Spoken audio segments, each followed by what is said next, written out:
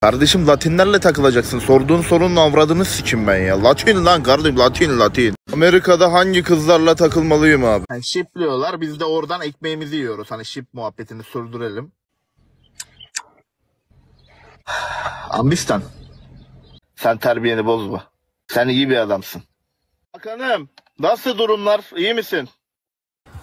Kimsin sen kardeşim ya? Yavşağa bak. 200 verdik, hemen fotoğrafıma yorum yapmış. Sen kilolu bir yaşlı bir kadınsın. Haberin olsun. Neyse kanka ya. Nereden geldik yine buraya, amına koyayım. Müziği kapat.